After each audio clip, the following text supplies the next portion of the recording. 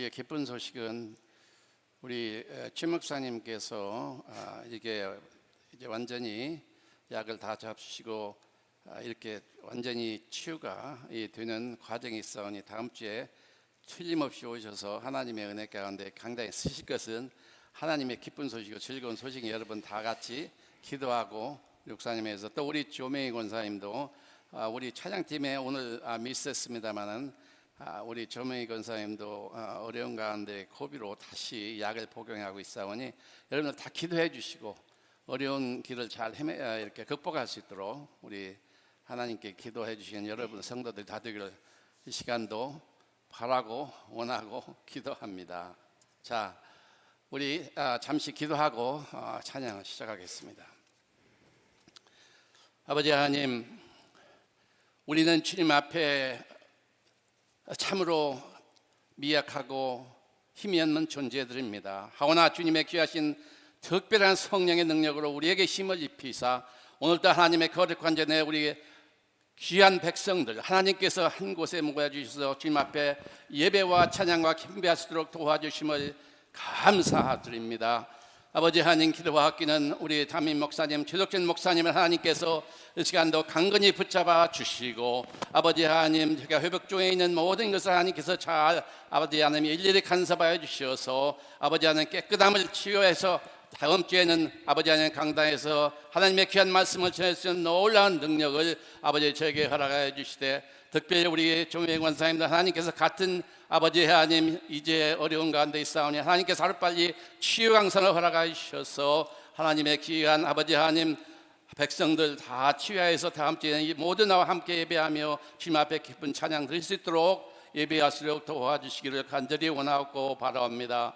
전능하신 아버지 하나님, 하나님 예수 그리스도의 열매가 의의 열매가 가득하여서 이 시간도 하나님 앞에 드리는 찬송의 영광과 존귀가 되기를 간절히 바라고 나며 특별히 오늘도 강단에서 우리 윤영 목사님을 통해서 말씀을 주실 때에 그 말씀에 우리가 큰 은혜의 복된 시간이 될 수 있도록 아버지 하나님 우리 윤 목사님을 강하게 붙잡아 주시고 성령의 충만함으로 임하는 복된 예배와 설교 시간이 될 수 있도록 하나님께서 도와주시기를 바라고 나올 때에 이 모든 말씀을 주 예수 그리스도 받들어 감사하며 기도하였사옵나이다. 아멘. 찬양하라 찬양하라, 여러분 다 아는 거니까 함께 기쁘게 찬양하겠습니다. 찬양하라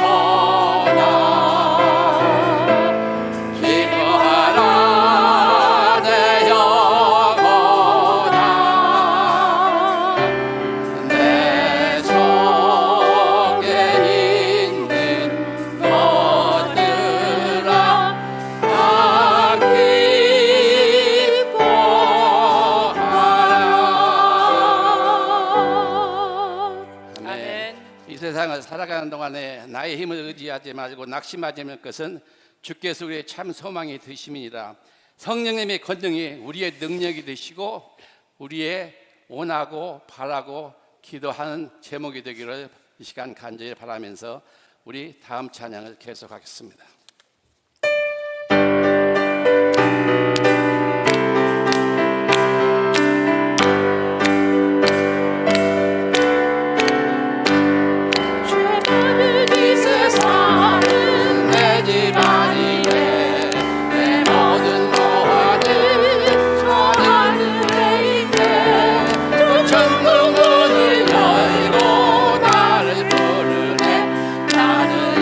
세상에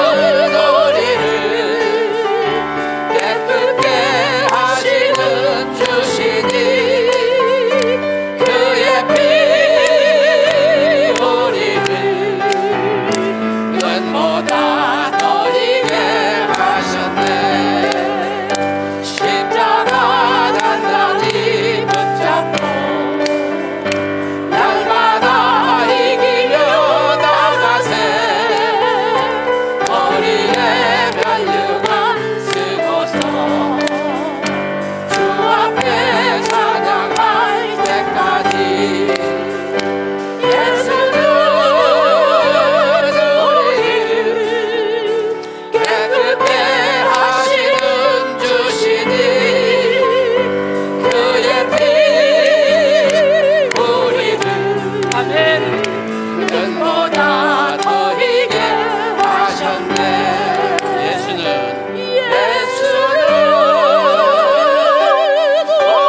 우리를 깨끗게 하신 주신 그의 피 우리를 눈보다 더이게 하셨네. 할렐루야. Hallelujah. We welcomed back there the gentleman. I know you used to just time come out, but we welcome back again. But hymns, this is a universal language, so we hope you enjoy this time. Okay. Now, 이 마지막 찬송을 여러분 다 일어나시기 바랍니다. 왕이신 하나님.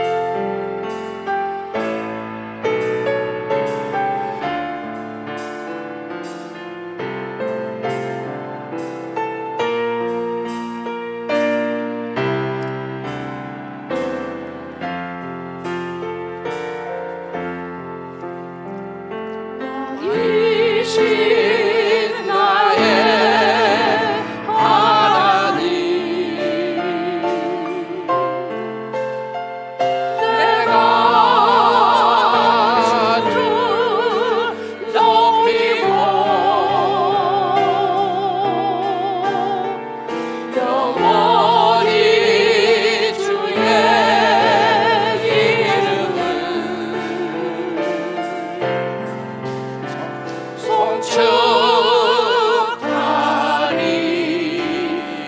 송축하리이다. 왕이신 나의 하나님, 내가 주를 높이고 영원히 주의 이름을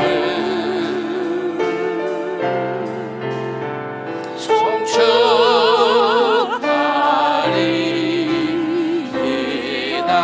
마지막으로 왕이신 나 마지막 왕이신 나의 하나님, 내가 주를 높이고 영원히 주의 이름을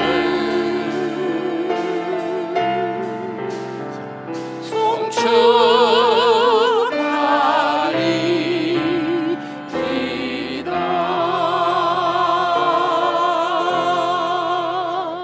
아멘. 예, 예, 우리 묵도하심으로 우리 주일 예배 시작하도록 하겠습니다.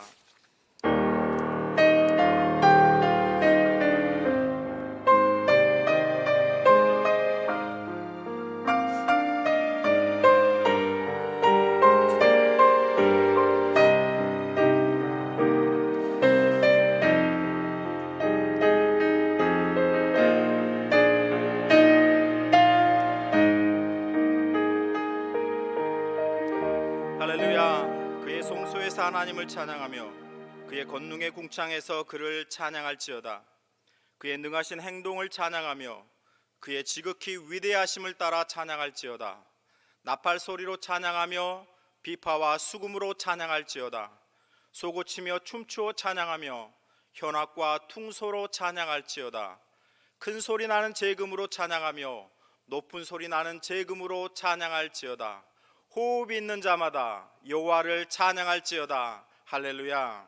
아멘. 좋으신 아버지 하나님 감사합니다.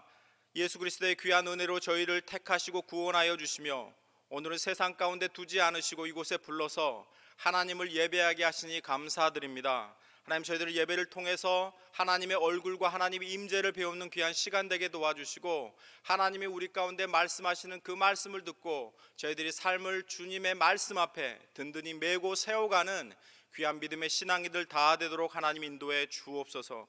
오늘 예배를 주님께서 받아주실 것을 원하오며 예수님의 이름으로 기도드렸습니다. 아멘. 자, 이 시간에 저희들 잠깐 회개하는 시간을 갖도록 하겠습니다. 나는 너희에게 이르노니 형제에게 노하는 자마다 심판을 받게 되고 형제를 대하여 나가라 하는 자는 공회에 잡혀가게 되고 미련한 놈이라 하는 자는 지옥불에 들어가게 되리라. 그러므로 예물을 제단에 드리려다가 거기서 내 형제에게 원망 들을 만한 일이 있는 것이 생각나거든 예물을 제단 앞에 두고 먼저 가서 형제와 화목하고 그 후에 와서 예물을 드리라. 너희가 서로 사랑하면 이로써 모든 사람이 너희가 내 제자인 줄 알리라.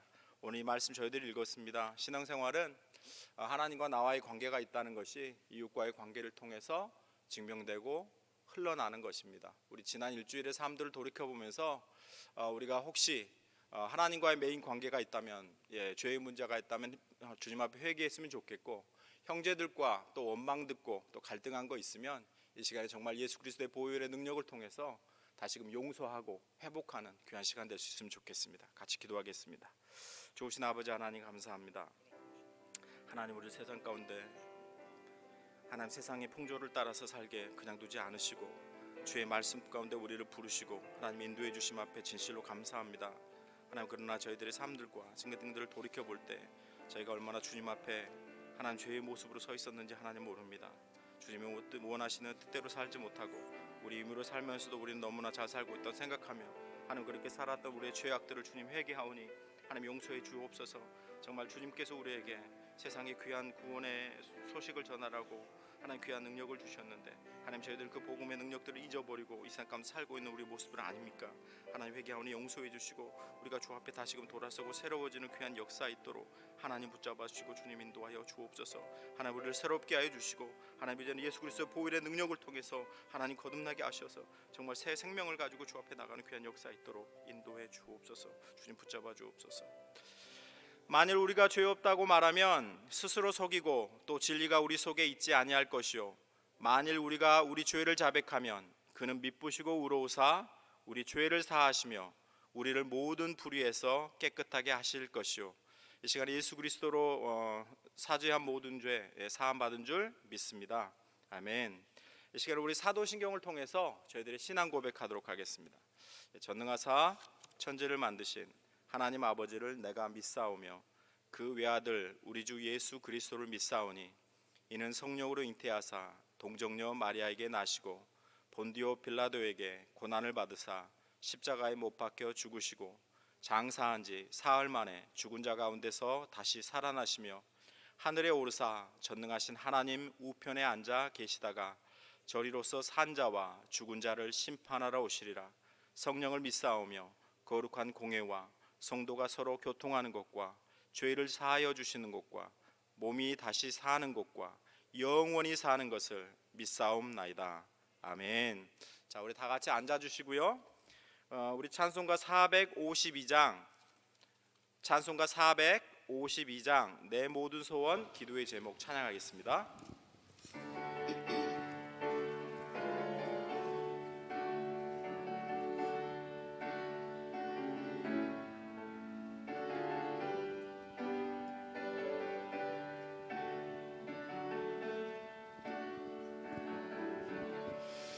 내 모든 소원 기도의 제목 예수님 닮기 원함이라.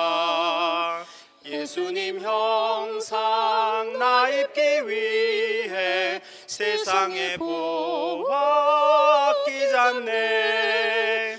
예수님 닮기 내가 원하네. 날 구속하신 예수님을 내 마음속에 지금 고도사 주님의 형상 인치소서.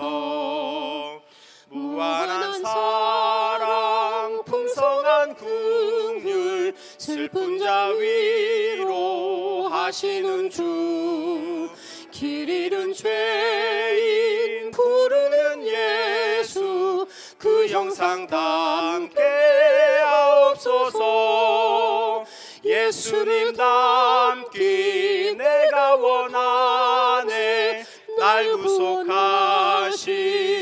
예수님을 내 마음속에 지금 고도사 주님의 형상 인치소서.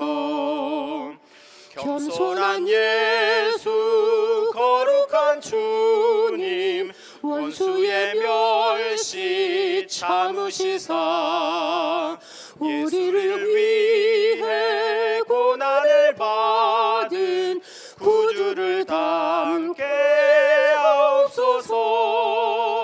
예수님 닮기 내가 원하네.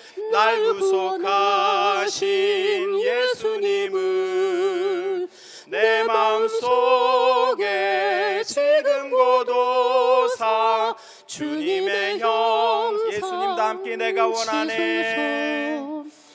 예수님 닮기 내가 원하네. 날 구속하신 예수님을 내 마음속에 지금 고도사 주님의 형상 인치소서.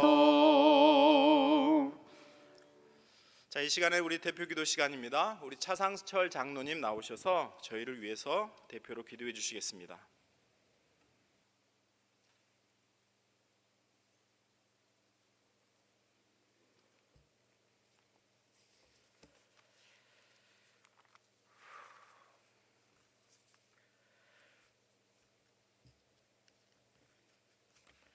다 같이 기도하겠습니다. 약할 때 강함 주시고 힘들 때 위로 주시며 길 잃고 헤매는 이 양떼들을 빛으로 인도해 주시는 여호와 하나님, 몹시도 더웠던 여름이 지나가고 어느새 풍성한 결실을 맺는 가을이 성큼 다가왔습니다. 오늘도 이렇게 모여 주님을 찬양하며 감사드리며 9월의 첫 주 예배를 드립니다. 기쁘게 받아 주시옵소서. 저희가 드리는 기도에 응답하여 주시옵고 저희가 부르는 찬양 중에 함께 하시오며 목자를 통해서 전하시는 메시지로 역사하셔서 굳어진 우리의 심령에 은혜의 단비를 내려 주시옵소서. 이 예배를 통해서 새로워지기 원합니다. 더욱 의로워지고 더욱 사랑을 나누고 실천하기 원합니다. 주님께 한 발자국 더 가까이 가기 원합니다. 몇 년째 전염병이 장궐하는 가운데에도 저희와 저희 가족들을 질병으로부터 지켜주시고 전염되었어도 바로 회복시켜 주심에 깊은 감사를 올립니다. 경제가 어려운 가운데에도 저희 가정들이 잘 견뎌낼 수 있도록 도와주심에 또한 깊은 감사를 드립니다. 이전에 훌륭한 목자를 보내주셔서 예배가 회복되게 하여 주심을 또한 감사드립니다. 주님의 감사가 차고 넘치나이다. 오늘 이 예배를 통해서 지난 한 주간의 하나님의 영광을 가렸던 그 모든 잘못을 회개드립니다. 느슨해졌던 믿음 생활을 회개합니다. 말씀 읽기에 게을렀던 것 회개합니다. 기도와 봉사의 시간을 할애하는 데 인식했던 한 주였습니다. 남을 비방하고 시기하는 악한 마음도 여전했습니다. 내 한 몸 편하면 되지 하는 이기심도 여전했던 한 주였습니다. 쳇바퀴처럼 돌아가는 믿음 생활이 또다시 계속되었습니다. 주여, 이제 우리의 믿음 생활이 더 이상 그러한 일상으로 돌아가지 않도록 도와주시옵소서. 이 일상의 틀에서 벗어나는 계기를 마련하여 주시옵소서. 주님께서 주시는 말씀이 진실로 저희의 일상생활을 지배하는 주인이 되도록 바꾸어 주시옵소서. 주님, 저희 교회를 위해 기도합니다. 지금부터 새로운 변화가 시작되기 원합니다. 목자와 온 성도들이 함께 힘을 합쳐서 새롭게 힘차게 다시 부흥의 벽돌을 쌓기 원합니다. 여러 가지 은사를 가진 젊은 일꾼들을 이곳에 보내주시옵소서. 그들로 하여금 목자와 함께 반세기 동안 휴스턴 땅에 복음을 전파한 이 믿음의 집을 다시 일으켜 세우도록 역사하옵소서. 각 부서마다 부흥의 열망에 가득 찬 철망철망한 눈동자를 가진 젊은 일꾼들로 다시 차고 넘치게 하여 주옵소서. 우리의 문을 활짝 열고 그들을 맞고자 합니다. 주님의 몸된 이 교회를 위해 열심히 봉사하시는 최덕준 담임 목사님과 그 가족을 늘 건강하게 지켜 주시옵고 그 질병으로부터 빠른 시일 내에 회복시켜 다시 또 우리와 함께 이 충성된 이 봉사를 함께 할 수 있도록 이 속히 회복시켜 주셨기를 간절히 바라옵나이다. 어려울 때마다 예배를 도우시는 유은혁 목사님과 그 가정에 축복을 내려 주시옵소서. 이 예배를 위해 봉사하는 손길들과 그 가정을 하나님의 은혜로 충만케 하시옵소서.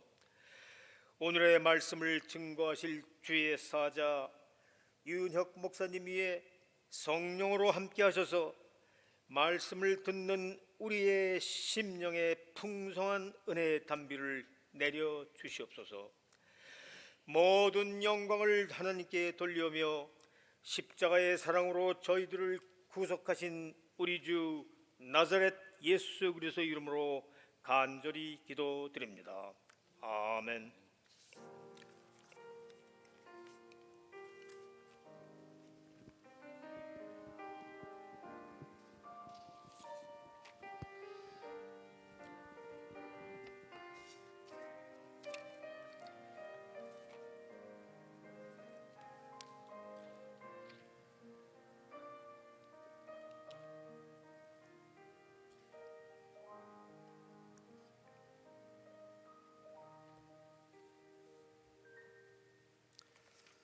자, 우리 하나님 말씀 드리도록 하겠습니다. 우리 하나님 말씀은 우리 고린도전서 3장 1절로 7절 말씀입니다.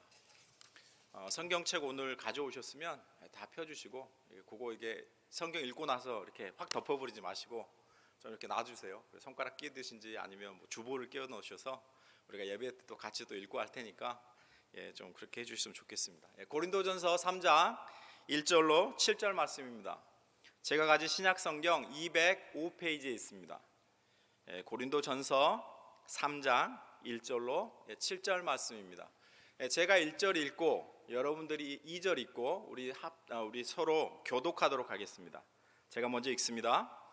형제들아, 내가 신령한 자들을 대함과 같이 너희에게 말할 수 없어서 육신에 속한 자 곧 그리스도 안에서 어린아이들을 대함과 같이 하노라.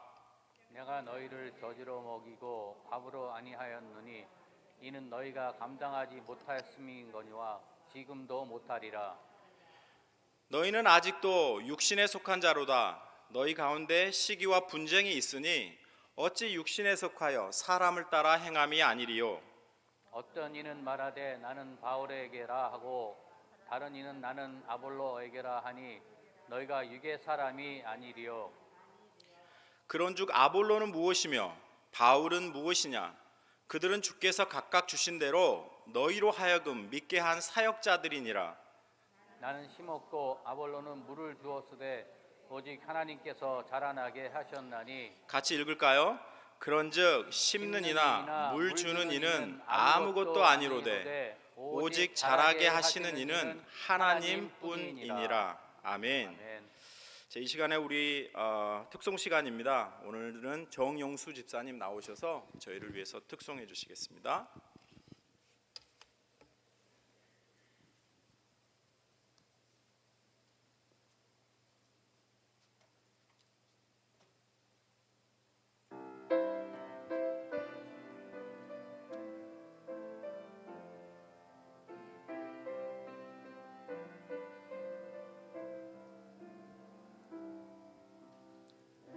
주님의 은혜로 살아가는 당신의 모습이 참 아름다워요.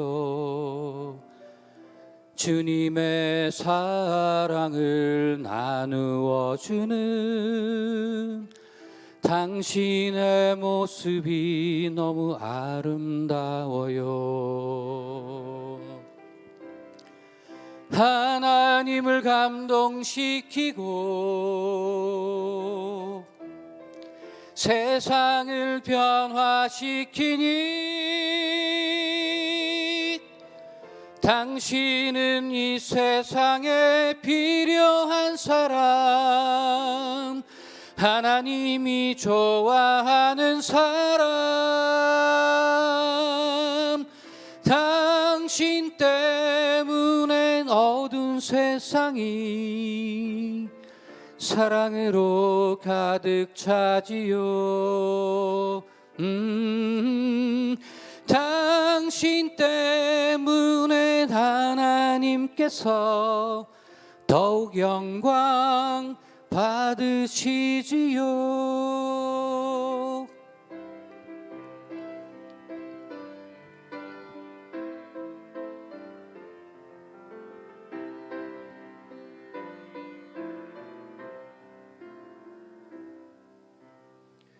말씀에 순종하며 살아가는 당신의 믿음이 참 아름다워요. 주님이 맡긴 사명 감당 잘하는 당신의 모습이 너무 아름다워요. 하나님을 감동시키고 세상을 변화시키니 당신은 이 세상에 필요한 사람, 하나님이 기뻐하는 사람, 당신 때문에 어두운 세상이 찬양으로 가득 차지요. 당신 때문에 하나님께서 더욱 영광 받으시지요. 하나님을 감동시키고 세상을 변화시키니 당신은 이 세상에 필요한 사람, 하나님이 기뻐하는 사람, 당신 때문에 어두운 세상이 찬양으로 가득 차지요. 당신 때문에 하나님께서 더욱 영광 받으시지요. 더욱 영광 받으시지요.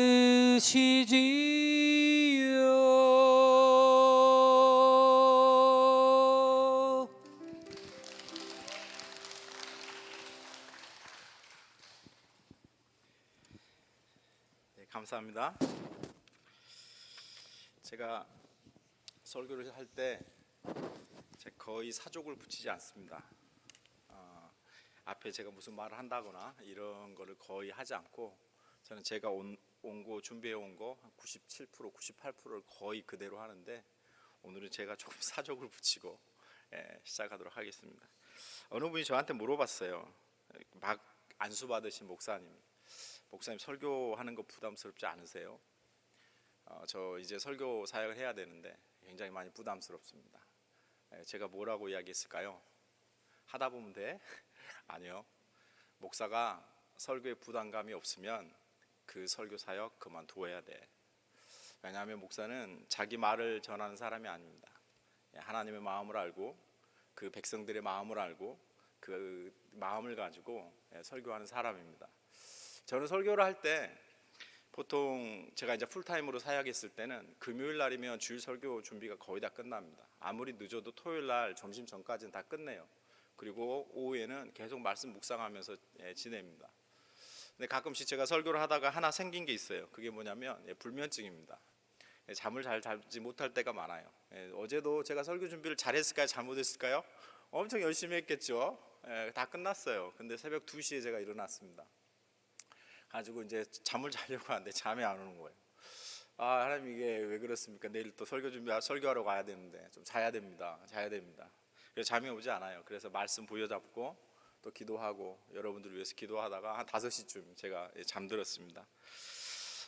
저는 오늘 하나님께서 오늘 말씀을 통해서 무언가가 좀 우리 가운데 좀 하고 싶은 말씀이 있지 않나라는 생각들을 참 많이 했습니다. 그리고 제가 설교 준비한 것 중에서도 상당 부분을 그때 다시 읽으면서 고쳤습니다. 아마 오늘 말씀을 통해서 저희 교회 더소망교회뿐만 아니라 휴스턴 한인교회에서도 정말 하나님이 좀 주실 만한 말씀드리면 좀 믿음으로 받았으면 좋겠고, 저 믿음으로 받은 분들은 그 말씀을 가지고 좀 실천하며 좀 살았으면 좋겠다는 생각이 듭니다. 잠깐 기도하고 우리 시작하겠습니다. 좋으신 아버지 하나님 감사합니다. 하나님 오늘 귀한 말씀 읽었습니다. 하나님 이 말씀 가운데 복을 주셔서 이 말씀을 열어주시고 또 깨닫게 우리 심령 가운데 함께해 주옵소서. 말씀을 전하는 자나 듣는 자나 성령이 감동감화하시 않으시고 이 말씀 열어주시 않으시면 저희들은 이거를 깨달을 수 없음을 고백합니다.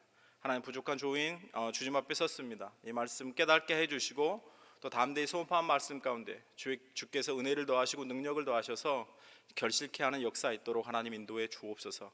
감사합니다. 예수님의 이름으로 기도드렸습니다. 아멘.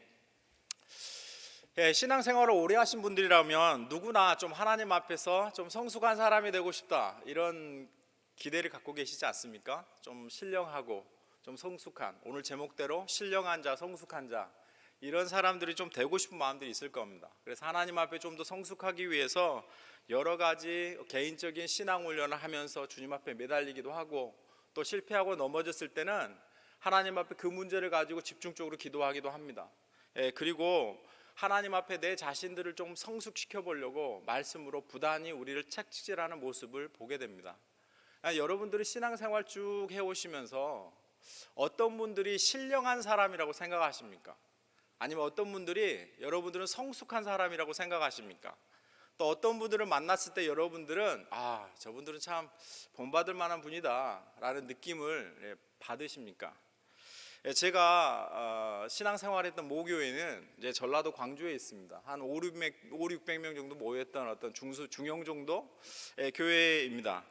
저희 교회의 어떤 신앙의 특징을 말하자면 열심과 뜨거움입니다. 정말 열심히 뜨겁게 기도했고 열심히 주님을 섬겼던 교회입니다. 특별히 제가 중고등학교 시절에는요, 주일 예배, 주일 밤 예배, 수요 예배, 금요 철야 예배, 토요 학생 기도 예배, 제가 단 한 번도 빠진 적이 없습니다. 아마 제 인생의 신앙생활을 정말 허헉거리며 했다라고 한 대를 꼽으라 그러면 아마 저는 그때 그 시절을 꼽을 겁니다.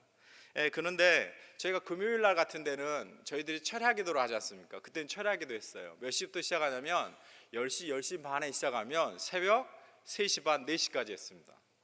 그래서 1시간이나 1시간 반 정도를 지하실에 모여서 교인들을 모여서 찬양을 해요. 그러면 그때 많이 나오는 게 뭐죠?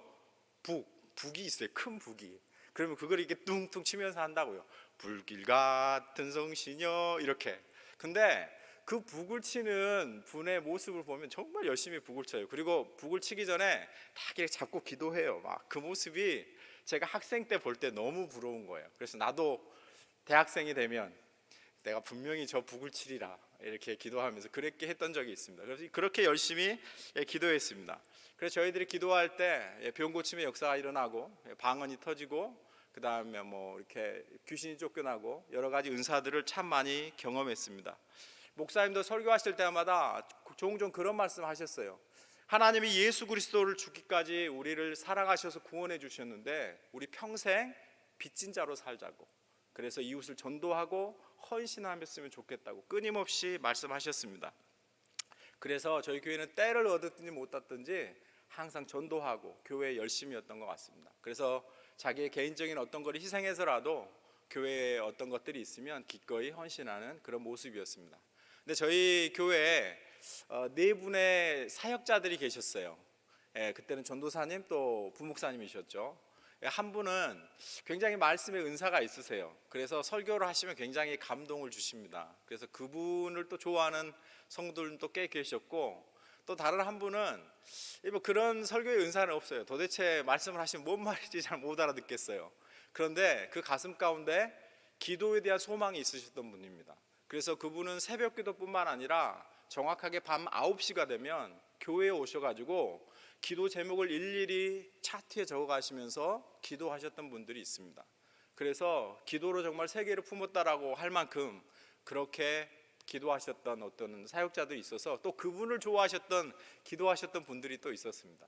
또 한 그 전도사님은 그런 거는 별로 없지만 이 성령의 은사에 대해서 굉장히 많이 강조하셨죠. 그래서 방언하고 귀신 쫓아내고 뭐 이렇게 병 고치고 이런 거에 많이 하셨던 분이 있고, 또는 한 전도사님은 이분은 신학 공부를 하신 분이 아닙니다. 그래서 그냥 교회에서 열심히니까 전도인으로 이렇게 임명했다가 나중에 전도사로 임명했습니다. 그래서 교인들의 내부적인 사정들을 굉장히 잘 알고 인간관계를 잘 맺어가십니다. 또 그래서 그분들을 좋아했던 교인들도 꽤 있었습니다. 근데 저희 목사님의 스타일이 어떤 스타일이었냐면 이 자꾸 사역자들 간에 경쟁을 붙여요. 경쟁을 붙입니다. 그러니까 사역자들이 굉장히 열심히 하고 그러면서도 이렇게 좀 시기하고 또 질투하고 좀 반목하고 이런 모습들이 좀 있었던 것 같습니다. 그래서 전체적으로 제가 자랐던 교회 분위기는 굉장히 뜨겁고 열심 있고 성령의 은사가 나타났음에도 불구하고 교회의 분위기는 조금은 사나웠습니다. 아마 오늘 저희들이 살펴본 아마 고린도 교회의 모습처럼 아마 그런 모습을 담지 않았을까라는 생각을 해봅니다.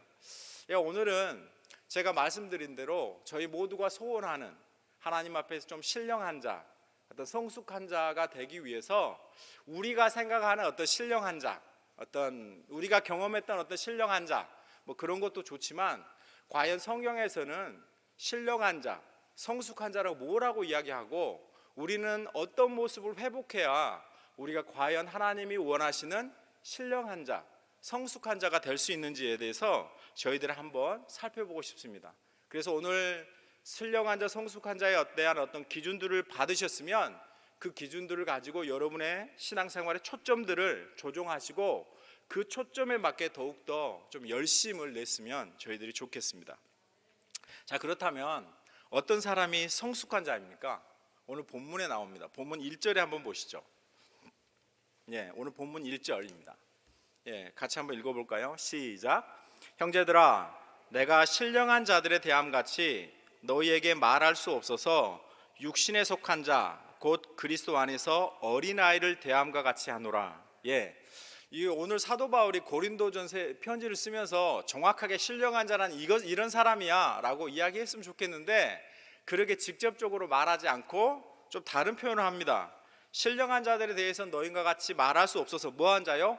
육신에 속한 자, 곧 누구라는 거예요? 육신에 속한 자 곧 어린아이. 그래서 육신에 속한 자 어린아이에 대해서 소개합니다. 그래서 우리가 육신에 속한 자가 누구고 어린아이가 누군지를 알면 누구를 알 수 있어요? 신령한 자, 성숙한 자를 알 수 있겠죠. 그러면 이 어린아이, 육신에 속한 자의 특징이 3절에 나옵니다. 3절 한번 보시죠. 같이 읽어볼까요? 시작. 너희는 아직도 육신에 속한 자로다. 너희 가운데 시기와 분쟁이 있으니 어찌 육신에 속하여 사람을 따라 행하리요. 여기서 육신에 속한 자의 특징을 이야기해요. 그게 뭐라고 이야기하죠? 시기와 분쟁하는 자를 육신에 속한 자라고 이야기해요. 다시 말하면 교회에서 시기하고 분쟁하면 그 사람이 아무리 신앙생활을 오래, 아무리 신앙생활을 열심히 했더라도 뭐라는 거예요? 육신에 속한 자 내지는 영적으로 뭐라는 거예요? 어린아이라고 말하고 있어요. 자, 그러면 이거를 뒤집어 보죠. 그러면 성숙한 자, 신령한 자는 누구죠?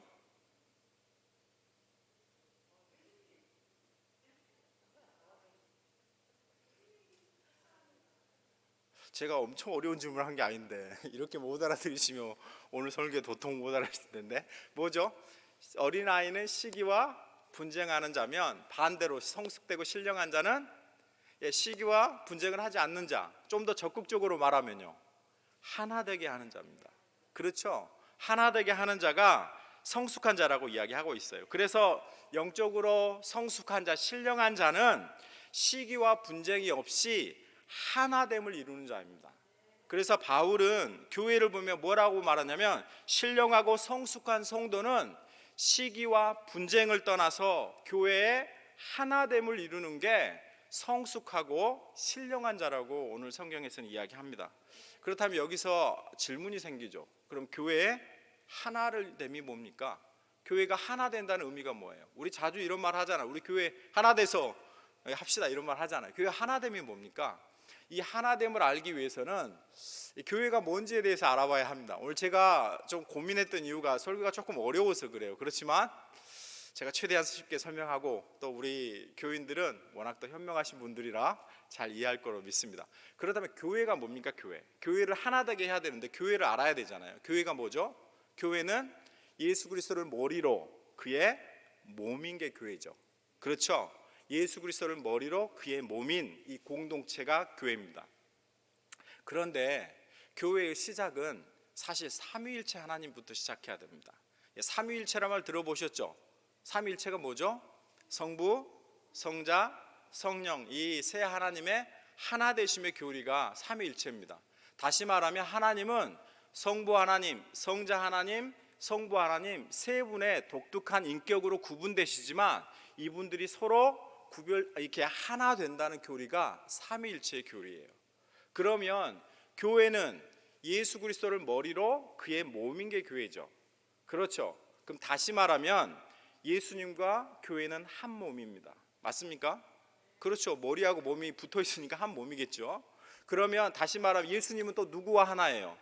삼위일체 하나님과 하나입니다.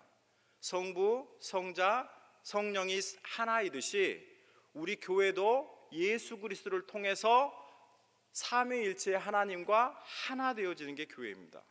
이 부분에 대해서는 좀 설어요. 왜냐하면 설교를 이렇게 하신 분이 없으니까. 그래서 하나님이 성부, 성자, 성령 하나님이 자신을 기꺼이 내어주는 사랑을 통해서 하나 되었듯이 예수 그리스도와 한 몸 된 우리는 예수 그리스도를 통해서 그 삼위일체 하나님과 연합된 자, 일치된 자, 하나 된 자, 교제하는 게 교회입니다.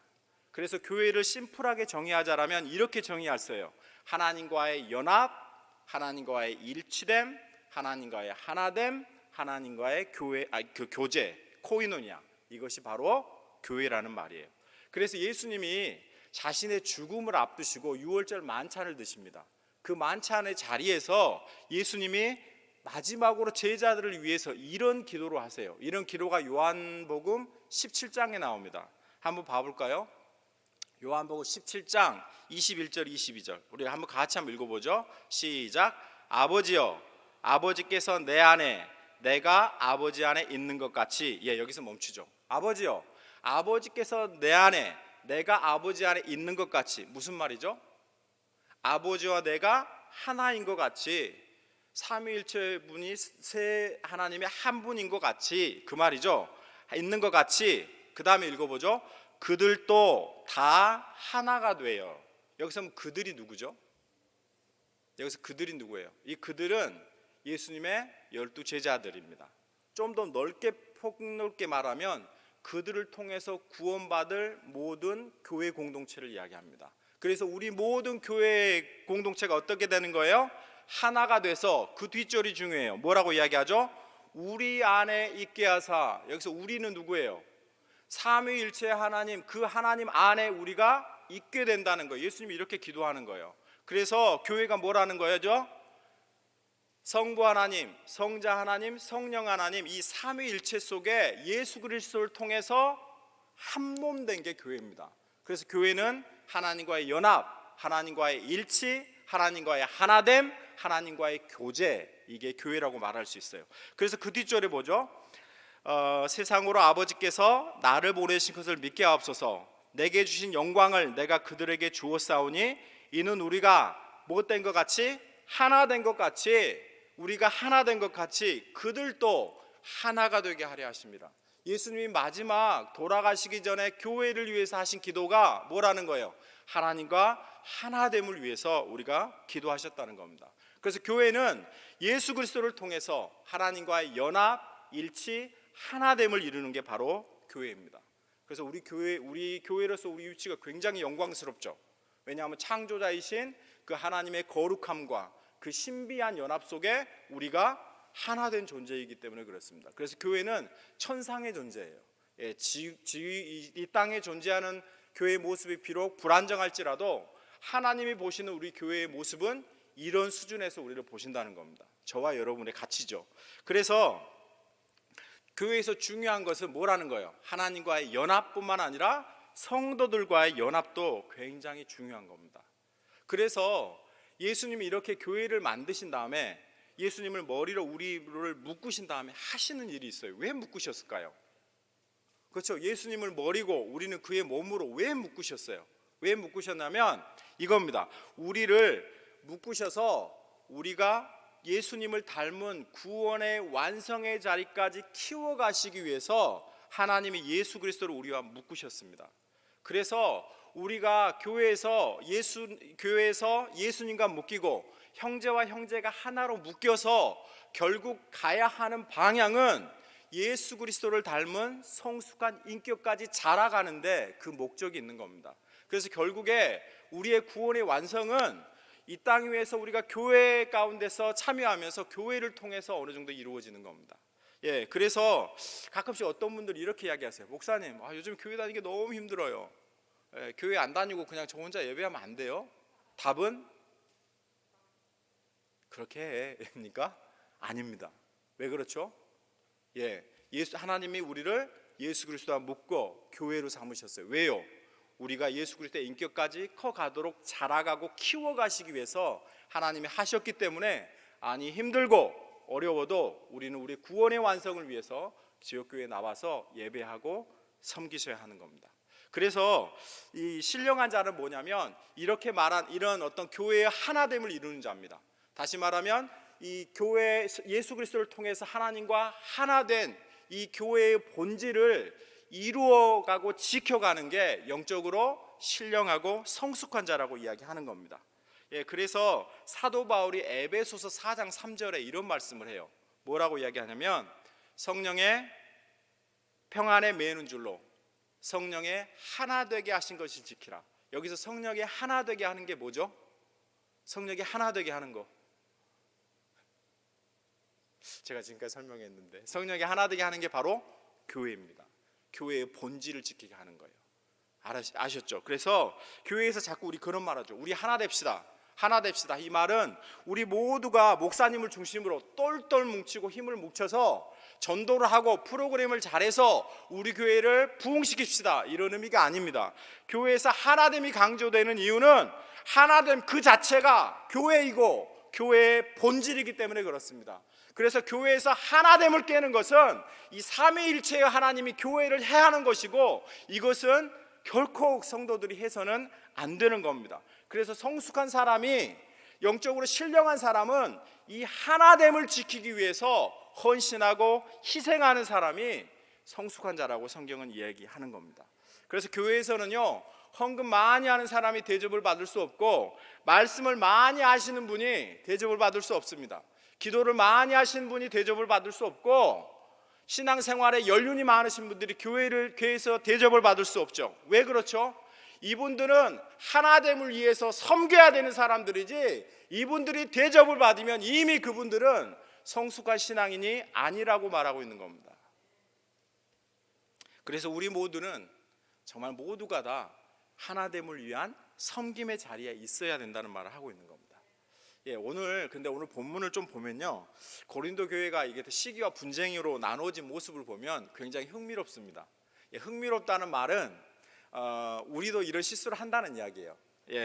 그래서 여기 4절 5절 한번 봐볼까요? 4절 5절 보시죠. 시작. 어떤 이는 말하되 나는 바울에게라 하고 다른 이는 나는 아볼로에게라 하고 너희가 육의 사람이 아니리요. 그런즉 아볼로는 무엇이며 바울은 무엇이냐? 그들은 주께서 각각 주신 대로 너희로 하여금 믿게 한 사역자들이 아니냐, 이렇게 말해요. 고린도 교회는 사역자들로 인해서 네 파로 나눠져 있었습니다. 누구 파죠? 베드로파, 사도 바울파, 아볼로파, 그리스도파, 이렇게 나눠져 있었어요. 사도 바울은 고린도 교회를 개척한 사람입니다. 누가 뭐라 그래도 교회에서 개척 목사의 파워는 굉장하죠.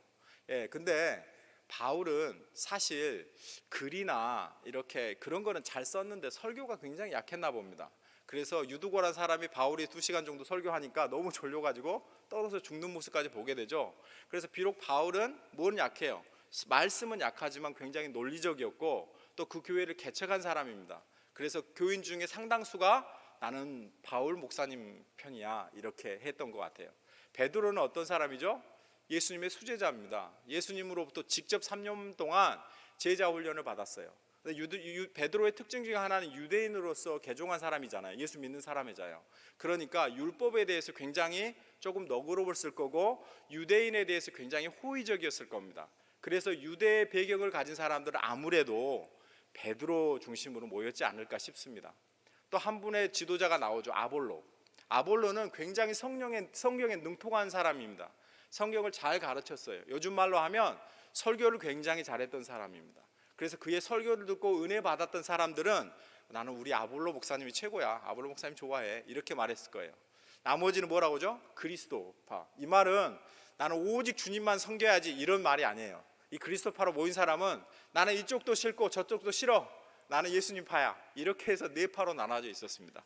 그래서 고린도 교회는 각자 어떤 신앙의 배경에 따라 아니면 자신이 좋아하는 목회자에 따라서 그룹들이 서로 나눠져 있었어요. 그러면서 뭘 놓쳤죠? 놓친 게 뭐냐면 교회를 세우신 하나님을 놓쳐버렸습니다. 그래서 사도 바울이 이런 충고를 하는 거예요. 6절 7절 볼까요? 6절 7절 읽어보죠. 시작. 나는 심었고 아볼로는 물을 주었으되 오직 하나님께서 자라나게 하셨으니 그런즉 심는 이나 물 주는 이는 아무것도 아니로되 오직 자라게 하시는 이는 하나님뿐이니라.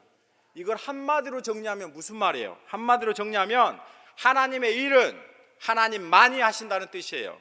그래서 아볼로가 무엇이고 사도 바울이 뭐냐? 그들은 사역자들이 아니냐? 사역자들은 2차적인 일만 한다는 거예요. 무슨 일이요? 심고 물 주고 그런 2차적인 말 하는 거고, 진짜 중요하고 본질적인 일을 누가 하신다는 거예요? 하나님이 하신다는 거예요. 그래서 하나님이 하시기 때문에 사역자들은 자신을 드러내서 사역을 하면 안 된다는 말을 하고 있는 겁니다. 그래서 본인들이 드러내야 되는 것은 하나님이 얼마나 은혜롭고 자비로우셔서 나를 이곳에 세워 이 일을 맡기셔서 사용하시는가를 드러내야지, 그 속에서 내가 얼마나 유능하고 내가 얼마나 능력 있는가를 드러내면 안 된다라는 거 말하고 있는 거예요.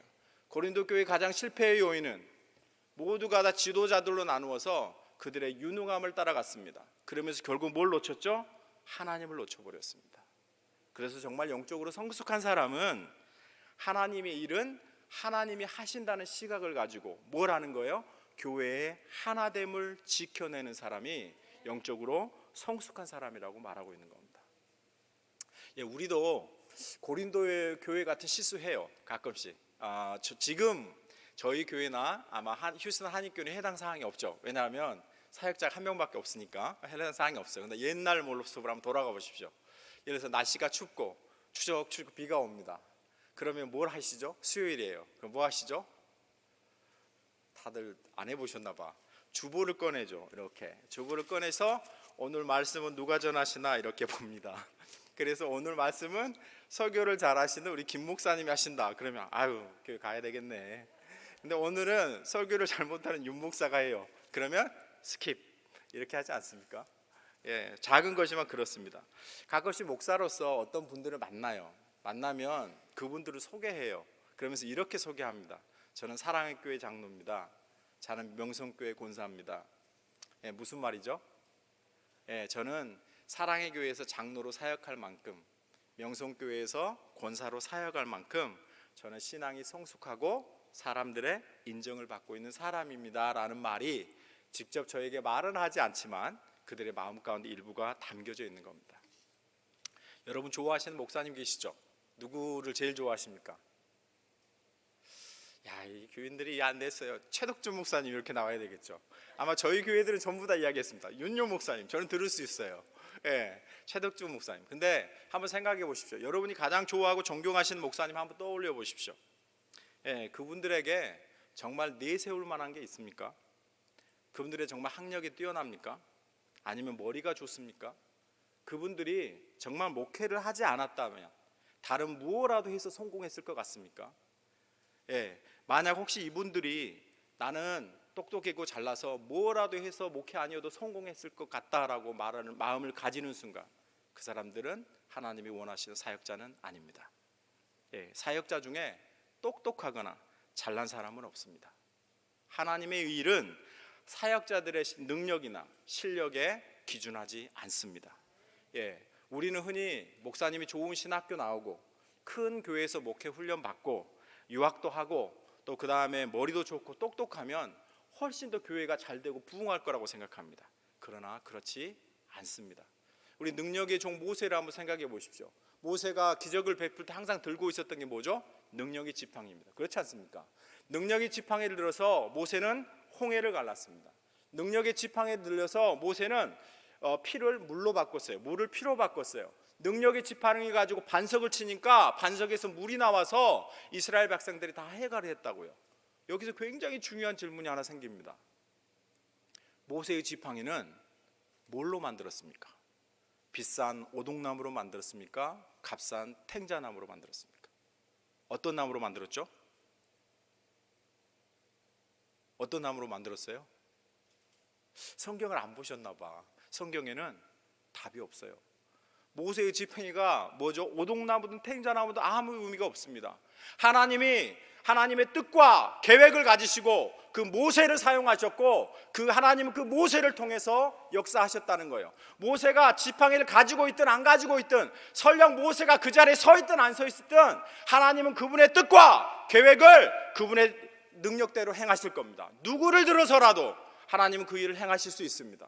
그래서 우리가 가져야 되는 마인드는 뭐냐면 하나님 내가 이 일에 쓰임을 받고 있군요. 하나님께서 나를 불려서 이 일에 쓰고 계시니 하나님 감사합니다. 내가 지금까지 살아온 것이 다 하나님의 은혜라는 말을 우리가 고백할 수 있어야 합니다. 그래서 교회는 하나님의 뜻과 하나님의 계획을 이루는 게 먼저입니다. 그리고 여러분의 어떤 유용성이나 재능이나 능력을 드러내는 게 교회의 모습은 전혀 아닙니다. 우리는 하나님 앞에 아무런 의미 없는 겁니다. 하나님이 어느 누구라도 택하셔서 그분의 뜻을 이룰 수 있습니다. 그러나 하나님 앞에 우리가 쓰임받는 이유가 있어요. 왜죠? 하나님이 사랑하셔서 나를 기꺼이 사용해 주시기 때문에 우리가 그곳에서 쓰임받는 겁니다. 이 사실을 놓치면 교회가 엉망이 됩니다. 가끔씩 그래요. 목사가 설교를 잘하고 목사가 복음을 잘 설명해 주면 여러분들 전도가 잘 될 것 같습니까? 어떻게 생각하십니까? 목사가 복음에 대해 잘 설명해 주면 그 복음을 듣고 사람들이 예수를 믿을 것 같습니까? 그러나 성경은 그렇게 이야기하지 않습니다. 복음의 효력은 목사의 어떤 능력 안에 있지 않습니다. 복음은 그 자체가 능력입니다. 복음은 구원을 주시는 하나님의 능력이에요. 예, 아무리 목사가 설명을 잘해도 하나님이 역사하지 않으시면 다 꽝인 겁니다. 예, 그래서 우리가 쓰임받는 이유는 우리가 능력이 있고 그 일은 꼭 나만 해야 되는 일이기 때문에 쓰임받는 게 아닙니다. 왜냐하면 우리가 쓰임받는 이유는 하나님 우리를 사랑하시기 때문이고 우리를 통해서 일하시기를 기뻐하시기 때문에 우리가 그 일에 쓰임받고 있는 겁니다. 그래서 우리가 이 놓치지 말아야 되는 것은 우리는 2차적인 일을 하는 거예요. 뭘 하는 거죠? 물을 주고 씨를 심는 역할을 하는 거고 그거를 자라게 하고 키우시는 것은 누구시라는 거예요? 하나님이 하시는 겁니다. 하나님이 다 하신다는 거예요. 그래서 우리가 반드시 해야 되는 것은 나를 통해서 하나님이 은혜로 일하고 있다는 것을 드러내는 게 사역자들이고 그것들이 직분자들이라는 말을 하나님은 하고 있는 겁니다. 여기에 여러분들 계시는데요. 교회 일을 누가 제일 잘할 것 같습니다. 지금 한 60명 정도 모여 계시나요? 이 안에서 교회 일 누가 제일 잘할 것 같습니까? 앞에 있는 윤 목사가 제일 잘할 것 같습니다. 왜죠? 신학교도 다녔고 교회 사역도 많이 했고 저는 한 가지만 빼고 다 할 수 있어요. 뭘까요? 예, 피아노 치는 일. 저는 피아노를 못 칩니다. 피아노 치는 거 외에는 제가 다 할 수 있습니다. 그렇다고 제가 윤 목사가 어느 날 이 교회는 나 없으면 안 돼. 나 없으면 안 돼. 이런 말을 가지면 오산입니다. 하나님은 누구를 들어서라도 저를 대신해서 이 일을 하실 수 있는 겁니다. 가끔씩 우리는 그런 일을 합니다. 회사를 다니면 회사는 5명이 하는 일을 2명이 하면 굉장히 칭찬합니다. 왜죠? 효율성이 있기 때문에 그렇습니다. 그러나 교회는 철저하게 다릅니다. 교회는 5명이 해야 되는 일을 50명이 해야 되는 겁니다. 50명이 하면서도 치고 받고 싸우고 문제를 일으키며 가야 되는 겁니다. 왜 그렇죠? 하나님이 우리를 교회로 묶어서 뭘로요? 예수 그리스도를 닮은 인격으로 키워가시기로 작정하셨기 때문에 교회는 날마다 싸우고 분란이 생기고 그런 일이 생길 수밖에 없어요. 그러면서 사람들이 뭐 하게 돼 있어요? 자라가게 돼 있는 게 교회의 모습입니다. 예, 그래서 우리가 세상적으로 이렇게 생각하는 그런 모습이 되면 안 됩니다. 그래서 교회가 이런 싸움이 있고 이런 분란이 있을 때 누가 필요하죠? 신령한 자가 필요합니다. 신령한 자가 그 모두를 안고 하나됨을 만들어낼 수 있느냐가 하나님이 기뻐하시는 좋은 교회의 모습이 될 수 있습니다. 여러분들이 진짜 하나님이 일하신다라는 이 시각을 가지고 있느냐 안 가지고 있느냐의 기준들을 좀 한번 그러니까 증명해보는, 점검해보는 제가 한 어떤 예화를 하나를 드릴게요. 아마 이 질문은 저한테도 좀 자주 던져요. 저도 자주 던지고, 그러니까 여러분들도 한번 좀 던져보시기 바랍니다. 제가 이렇게 덴버에서 사역할 때 저랑 같이 파트너십을 가졌던 제프 목사님이 계십니다. 이분이 어느 날 이렇게 목회자 모임에 갔다 오시더니 저한테 이런 말씀을 하세요. 강사로 특별한 목사님이 오셨는데 뉴욕에서 유명하신 목사님이 오셨대요.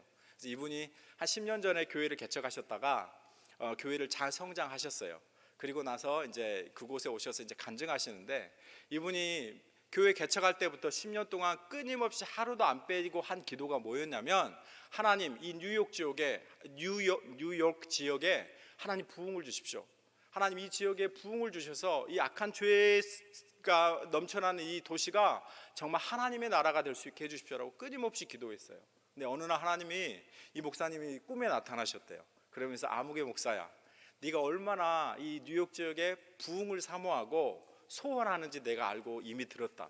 내가 그 꿈을 이루어 주겠다. 이렇게 말씀하셨어요. 목사님이 얼마나 신났겠어요. 그래서 하나님 너무너무 감사합니다. 이제 하나님 우리에게 부흥을 주시는 거예요. 주시는군요. 근데 하나님이 그런 말 했어요. 그런데 이거 한번 생각해 봐라. 내가 이 뉴욕 지역에 부흥을 줄 텐데 너와 네 교회가 아니라 네 이웃과 네 이웃의 목사를 교회에서 부흥을 주겠다. 다시 말하면 하나님이 이 휴스턴 지역에 부흥을 주시는데 최 목사님과 휴스턴 한인교회가 아니라 다른 교회를 통해서 부흥을 주시겠다라고 말씀하셔요. 여러분 어떠십니까? 동의가 되십니까? 동의가 되세요? 예, 여기가 동의가 되어지면 여러분들은 좋은 사역자일 수 있습니다. 왜냐하면 여러분의 눈들이 하나님 앞에 있기 때문입니다. 많은 사람들이 이 시험을 견디지 못하고 넘어집니다. 그래서 우리 교회만 잘 되고, 우리 교회만 성장하고, 우리 이 구역만 잘 되고, 우리 이 부서만 잘 되면 우리는 괜찮아 이렇게 생각하지만, 하나님은 교회를 그런 눈으로 보시지 않습니다. 하나님은 하나님의 계획과 뜻을 이루기 위해서 그 교회를 세우셨고, 그 뜻을 이루어가는 데 있어서 하나님은 사역자를 세우셔서 그것을 든든하게 이루어 가시는 모습을 보게 됩니다. 예, 이제 휴스턴 한인교회가 아마 우리 온 차장로님이 기도하신 대로 새롭게 시작하고자 합니다. 저희 도소망교회도 새롭게 시작하고자 합니다. 저희가 기대하는 것은 정말 젊은 세대들이 교회에 오는 것입니다. 그리고 아이들의 웃는 목소리가 저 현관 소리에 들리는 겁니다. 하나님이 주시는 부흥을 누구보다도 저도 같이 경험하고 싶습니다. 정말 그렇게 좀 새 마음으로 우리가 교회를 시작하려고 하는 이곳에 서 있습니다. 예, 그런 사명을 감당하기 위해서 하나님이 반드시 우리에게 요구하시는 부분이 있습니다. 그게 뭐죠? 하나됨입니다. 교회의 하나됨을 지켜나가는 것이 교회의 모습이라는 말입니다. 교회는 목회자로 나눌 수 없고, 교회는 장로로 나눌 수 없고, 교회는 재력 있는 사람으로 나눌 수 없고, 교회는 어떤 능력 있는 사람으로 인해서 결코 나누어질 수 없습니다. 왜냐하면 교회는 하나님의 뜻과 하나님의 계획을 이루는 곳이 계시고 그 모든 일을 이루시는 분이 하나님이시기 때문이라는 겁니다. 이것들을 고백하고 나아갈 수 있다면 우리는 주님 앞에 바른 사역자로 설 수 있습니다. 그래서 내가 희생하고 내가 무시당하고 부서지더라도 하나님의 뜻과 하나님의 계획이 설 수 있다면 기꺼이 하나님, 저는 제 자신을 주님 앞에 내려놓겠습니다. 이 헌신 위에 하나님의 교회는 든든하게 서갈 수 있는 겁니다. 그래서 우리도 사도 바울처럼 이 마음을 품어야 돼요. 우리 고린도전서 15장 9절 10절 우리 한번 같이 한번 읽어볼까요? 시작. 나는 사도 중에 가장 작은 자라. 나는 하나님의 교회를 핍박하였으므로 사도라 칭함받기를 감당하지 못할 자니라. 그러나 내가 나된 것은 하나님의 은혜로 된 것이니 내게 주신 그의 은혜가 헛되지 아니하여 내가 모든 사도보다 더 많이 수고하였으나 내가 한 것이 아니요 오직 나와 함께 하신 하나님의 은혜로다. 나의 나된 것이 뭐라고요? 하나님의 은혜예요. 내가 그 하나님의 은혜를 안다면 나는 모든 사도보다 더 열심히 수고하는 거예요. 더 열심히 봉사하는 거예요. 그러나 그것은 나의 능력과 재능에 의해서 한 것이 아니고 뭐라는 거예요? 나와 함께 하신 하나님의 은혜였다는 것을 드러내는 게 바른 사역자의 모습이라고 성경은 말하고 있는 겁니다. 이 모습들이 우리 가운데 회복되어질 때 휴스ton 교회에 하나님의 귀한 부흥을 허락하실 겁니다. 그리고 저희 교회에 이런 부흥을 허락하실 겁니다. 그래서 우리 눈들을 조금 넓혀서 하나님의 시각에서 좀 회복됐으면 좋겠습니다. 그리고 하나님이 원하시는 그 교회의 하나됨을 이루어가는 성숙한 일꾼들로 저희가 시작됐으면 좋겠습니다. 말씀을 정리해 보죠. 오늘 고린도 교회의 실수가 뭡니까? 고린도 교회의 실수는 사람에 따라 나뉘어서 시기와 분쟁으로 교회가 나누어져 있었습니다. 하나님이 원하시는 건 뭐죠? 기대하시는 사람은요, 신령한 사람, 성숙한 사람. 어떤 사람이죠? 교회의 시기와 분쟁을 해결하고 하나됨을 이룰 수 있는 사람이 하나님이 원하시는 신령한 자라고 말하고 있습니다. 오늘 저와 여러분들이 그런 사람이 됐으면 좋겠습니다. 교회의 위기는 내부적인 위기가 아닌 것 같습니다. 많은 분들이 코로나가 교회를 흐트렸다고 말하지만 그렇지 않은 것 같습니다. 특히나 이민교회를 목사로서 목회해보면 교회의 위기는 교회 안의 사람들입니다. 우리가 하나님 앞에 말씀 가운데 바로 서는 모습들이 없으니까 이기심과 시기심과 질투심으로 내가 다른 사람보다 낫다고 끝까지 주장하니까 어쩌면 그것들이 상처가 돼서 더 많은 사람들 교회 안 나온지 모르겠습니다. 아마 그 책임이 앞에 서 있는 목사로서의 저희 책임이고 아마 우리 모두의 책임일지 모르겠습니다. 오늘 하나님이 어떤 마음으로 저에게 이런 설교하신지 저는 알지 못하겠습니다. 그러나 여러분 가운데 이 말씀을 받으실 분들은 받으십시오. 그리고 하나님이 원하시는 교회의 하나됨, 일치, 연합을 이루기 위해서 여러분들을 기꺼이 내려놓으십시오. 그 자가 하나님 앞에 신령한 자이고 성숙한 자입니다. 우리 인생이 여기서 끝난다면 우리는 끝까지 여기서 이겨내야 합니다. 그렇죠? 인정받아야 하고 우리가 1등이 돼야 합니다. 하지만 우리 인생은 어디서 끝나죠? 천국의 하나님의 보좌 앞에서 끝납니다. 그 보좌 앞에서 하나님이 우리를 심판하시고 판단하실 겁니다. 그래서 잘했다, 착하고 충성된 종아 인정하시는 분이 있을까 하면 악하고 게으른 종이라고 질책하시는 분이 있을 겁니다. 그 모습들을 저희들이 바라보면서 우리가 매일매일 신앙생활에 최선을 다하는 저와 여러분 될 수 있기를 주님의 이름으로 축원합니다. 아멘. 기도하겠습니다.